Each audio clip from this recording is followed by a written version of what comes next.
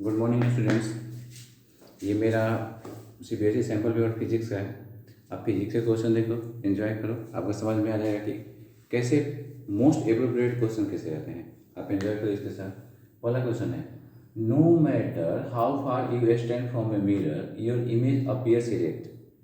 मतलब हुआ कि आप किसी मिरर से कितनी भी दूर हो, ये फर्क नहीं पड़ता है। No matter how far stand from mirror, mirror है, लेंस नहीं है। योर इमेज अपीयर्स इरेक्ट, आपका इमेज हर हालत में इरेक्ट आता है। इरेक्ट माने सीधा खड़ा, इमेज सीधा खड़ा आएगा। द मिरर इज, अब प्लेन ओनली, हम प्लेन मिरर में अपना इमेज देखते हैं। प्लेन मिरर में हमारा इमेज हर हाल में खड़ा आता है। ये नहीं कि हम ऐसे खड़े हैं तो हमारा चेहरा उल्टा रहेगा, ऐसा कुछ नहीं है। पेन देख रहे हैं, अगर ये पेन मान लो ये हमारा मार्कर है, मार्कर से है, तो आप देखोगे तो प्लेन मिरर में ऐसे ही आएगा, ऐसे नहीं आ सकता है। जगह कहाँ होगा? ऑप्शन है plane only, convex only, either plane और कॉन्वेक्स, कॉनकेव। कॉनकेव देखिए, प्लेन भी इरेक्ट इमेज बनाता है, कॉन्वेक्स भी बनाता है। कॉनकेव सिर्फ एक कंडीशन में बनाता है, बाकी नहीं। तो कॉनकेव तो चलो हटा दो, नहीं होगा। लेकिन प्लेन और कॉनकेव दोनों ऐसे होते हैं जो हर हाल में इमेज कैसे बनाते हैं? इरेक्ट ही बनाते हैं। यानी इसका ऑप्शन क्या होना चाहिए? आइदर प्लेन और कॉन्वेक्स। मिरर चाहे प्लेन हो चाहे कॉन्वेक्स हो, जो हमारा इमेज हर हाल में बनेगा वो इन दोनों में से कोई होगा। क्वेश्चन नंबर 1 है। क्वेश्चन नंबर 2, ये सब मोस्ट एप्रोप्रिएट क्वेश्चन है।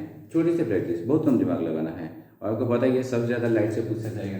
तो सेकंड क्वेश्चन देखो, where should an object be placed. एक ऑब्जेक्ट को नहीं, where should an object be placed, एक ऑब्जेक्ट को कहाँ पे रखा जाए in a convex lens. Lens कौन सा है? कॉन्वेक्स। एक कॉन्वेक्स लेंस में किसी ऑब्जेक्ट को कहाँ पे रखा जाए to get a real image of the size of object, कि आपको इमेज रियल चाहिए। कुछ भी बात याद करो, लेंस कॉन्वेक्स है, इमेज रियल है और सेम साइज का। सेम साइज का ऑब्जेक्ट अगर मिरर हो चाहे लेंस हो, मैं बता दूं कॉनकेव मिरर या कॉन्वेक्स लेंस, ये सिर्फ एक कंडीशन होता है। कंडीशन का नाम मैं समझाता हूँ। कंडीशन का नाम है, अगर मिरर है तो एट सी और लेंस है तो एट 2f। आपको पता है सी और 2f सेम होता है। जरा सा फिगर याद करने का प्रयास करो। अगर कॉन्वेक्स है हम ऐसे करते हैं तो f होता है, f के दुगनी जगह पे c रखते हैं। ये तो पोल हो गया। किसी को हम आपको रे डायग्राम एक्सट्रैक्ट करना बताएं, कंस्ट्रक्ट करना, तो बहुत आसान हो जाएगा। तो ये एक जगह है सी पे मिरर में, जहाँ पे जितना बड़ा ऑब्जेक्ट बनाते हो उसी जगह पे इमेज बनता है। लेंस में यही काम होता है। मेरे क्वेश्चन तो लेंस है, लेंस में यही काम अगर होगा कॉन्वेक्स लेंस में तो होगा f, ये होगा 2f, बस नाम बदल जाएगा इसका। और अगर आप ऑब्जेक्ट को यहाँ रखते हो 2f पे तो इमेज बनेगा ऐसे, ऐसे जाएगा, ये पैरेलल होके जाएगा, ये यहाँ से जाएगा ऑप्टिकल सेंटर से, तो यहीं पे काटेगा। देखो ये रियल इमेज है, सेम साइज का है, और इसका जगह है एट 2f। बिटवीन ऑप्टिकल से कोई और नहीं, एक पे बनाओगे इनफाइनाइट पे कटेगा, इनफाइनाइट पे बनाओगे इमेज एक पे बनेगा। न ये होगा, न ये होगा, न डी होगा। The refractive index of a glass is 1.5 centimetre. The speed of light in it, particular typical math है। एक सिंपल फॉर्मूला आपको इस एग्जाम में बेटर करने के लिए एकदम श्योर शॉर्ट के लिए रटना ही पड़ेगा। कैसे करते हैं देखो।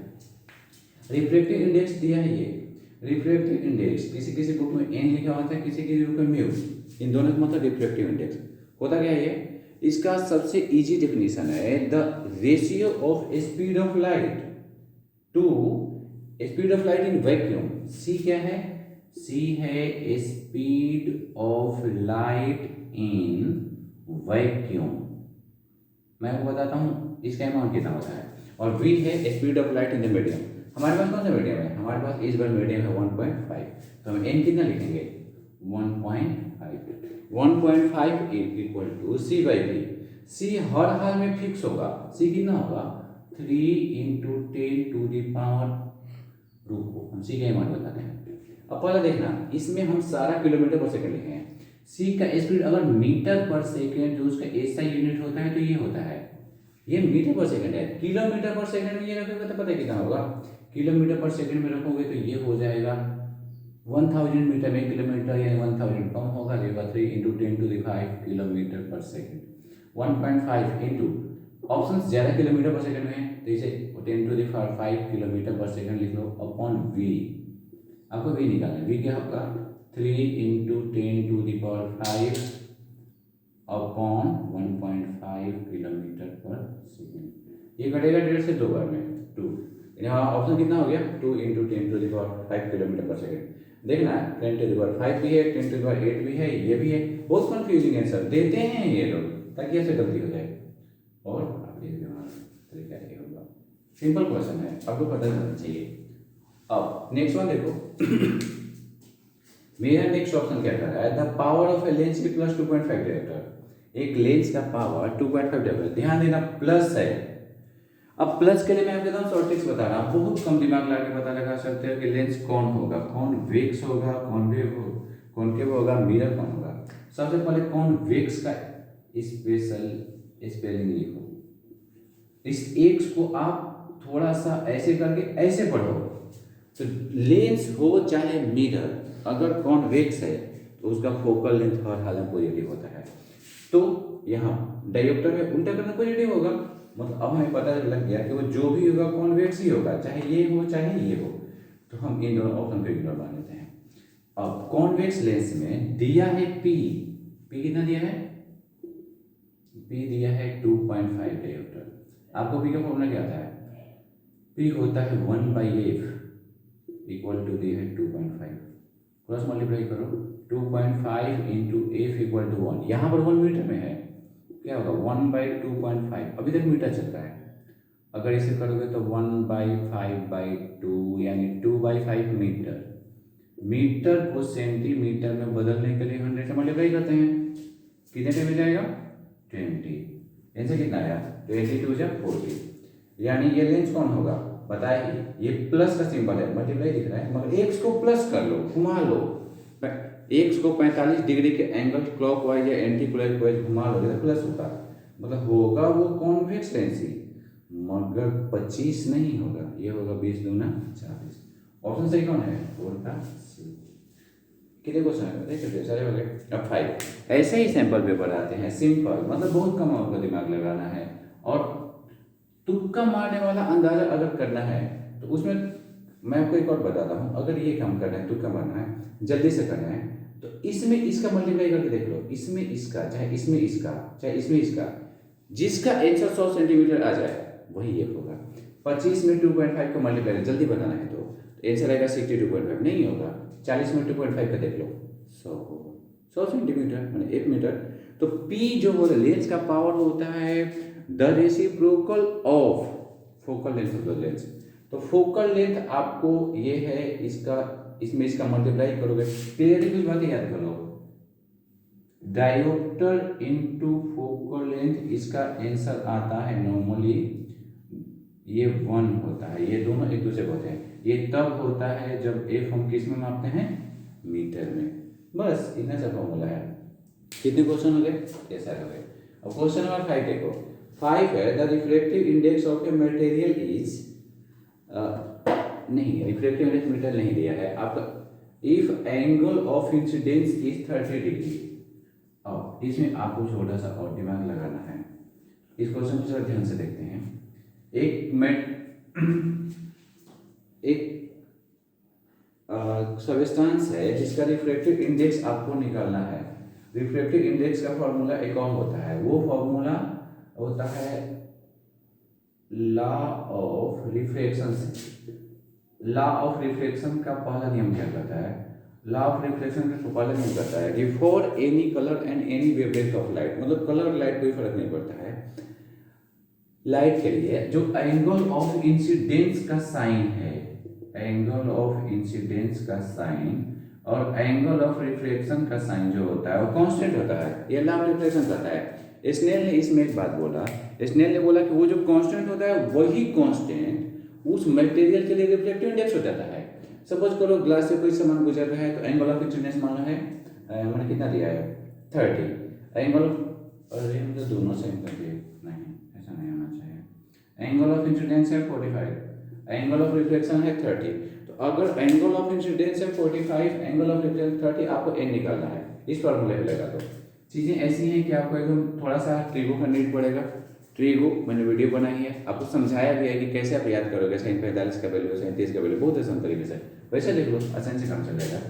साइन आई कितना है 45, एंगल ऑफ रिफ्लेक्शन है 30 डिग्री, आपको बस इसकी वैल्यू निकालनी है sin 30। अब कैसे होगा, n इक्वल टू sin 45 क्या होता है 1/√2, sin 30 ये कितना होता है 1/2। अब खाली वैल्यू रख दो, उल्टा करो, डिवाइड का डिवाइड, सिंपल प्रोसेसिंग है, 2/1 कितना आ गया 2/√2। बहुत ज़्यादा कंफ्यूजिंग कब होगा, जब आप 1/√2 के यहीं पे वैल्यू रख के डिवाइड कर लोगे। आप इसे रेशनलाइज कर लो, रेशनलाइजेशन क्लास 9 का इंपॉर्टेंट टॉपिक है, आप में से अधिकतर को बढ़िया से आता है। तो मल्टीप्लाई करके देख लो, ये हो गया 2√2 बाई नीचे हो गया 2 बढ़ गया, कितना बच गया √2, इसका वैल्यू होता है 1.41। तो जो सही लगे वही आंसर है, ये नहीं होगा, ये नहीं होगा, ये नहीं होगा, होगा कौन, ये है जो जिस मटेरियल की हम बात कर रहे हैं उस मटेरियल का रिफ्रैक्टिव इंडेक्स होना चाहिए 1.44। कभी कभी तो इसी क्वेश्चन को फॉरवर्ड करके बढ़ा देते हैं लोग कि उस मटेरियल में, जैसे मान लो इसमें जिसका ये है, उसमें लाइट का स्पीड क्या होगा। बस थोड़ी देर पहले वाला फिर से क्वेश्चन एक बार मैं फिर से रिमाइंड करवाता हूँ। जब मटेरियल का रिफ्रैक्टिव इंडेक्स दिया हो और हमें निकालना है कि उसी मटेरियल में, जैसे आपको पता है लाइट का रिफ्लेक्शन होता है, सही बात है, क्यों होता है, ये भी बहुत बड़ा क्वेश्चन है। लाइट का रिफ्लेक्शन क्यों होता है, इसका कॉज है कि लाइट हर मीडियम में घुसती है, हर ट्रांसपेरेंट मीडियम में घुसने को तो घुस जाती है, मगर स्पीड कांस्टेंट नहीं रह पाता है। स्पीड कांस्टेंट कैसे रहेगा भाई, जरा आप ही सोचो। हम ही कहीं दौड़ने चले तो क्या हर मटेरियल में हमारी स्पीड सेम रह सकता है, एकदम नहीं। हम पानी में दौड़ेंगे अलग स्पीड से, घास पे दौड़ेंगे अलग स्पीड से, बालू पे दौड़ेंगे अलग स्पीड से, और कीचड़ में दौड़ेंगे तो अलग स्पीड से। लाइट के साथ सेम होता है, लाइट डिफरेंट मटेरियल में घुसती है और लाइट का स्पीड चेंज हो जाता है। स्पीड चेंज होने के चलते उसका पाथ भी मुड़ जाता है, it bends from your own path, जो पहले वाला पाथ है उसे मुड़ जाती है। तो क्योंकि लाइट अपने पाथ से मुड़ गई तो इस मुड़ने की इसी घटना को बोलते हैं रिफ्लेक्शन ऑफ लाइट, बस यही है। अब आगे देखो, तो हमारा इसमें अब इसी में मान लो निकालना होता है कि इस रिफ्लेक्टिव इंडेक्स पे कैसा होता है, तो वही फॉर्मूला लगाते हैं, n बराबर c/v। n मान लो होता है 1.414, ये तो फिक्स है 3 × 10⁵ अगर किलोमीटर पर सेकंड में निकालना चाहते हो तो ऐसे बाई v कितना होगा 3 × 10⁵/1.414। एप्रॉक्स में निकालोगे तो होगा 3/√2 है, ऐसे कर दो 3√2/2 मतलब हो जाता 4.212/2 4.24121 इसके आसपास आएगा, इंटू 10⁵ किलोमीटर पर सेकेंड। इस क्वेश्चन को अगर आगे फॉरवर्ड किया जाता, मैं आपको बता रहा हूँ, ऐसे तो इसका काम हो गया, तो उसमें लाइट का स्पीड होता है 2.121 इंटू 10⁵ किलोमीटर पर सेकेंड। Thanks for watching. मैं ज़्यादा ट्राई करता हूँ कि आपके एग्जाम से पहले आज शाम या कल तक मैं केमिस्ट्री का वीडियो डाल दूँ, और इंटरेस्टिंग होगा। आपकी बात, आपके सजेशंस, आपकी क्वेरी के वेलकम है। अगर कोई मैं बहुत अच्छा एक्सप्लेन नहीं कर पाया वो भी मुझे बताओ। Thank you, have a wonderful exam, bye.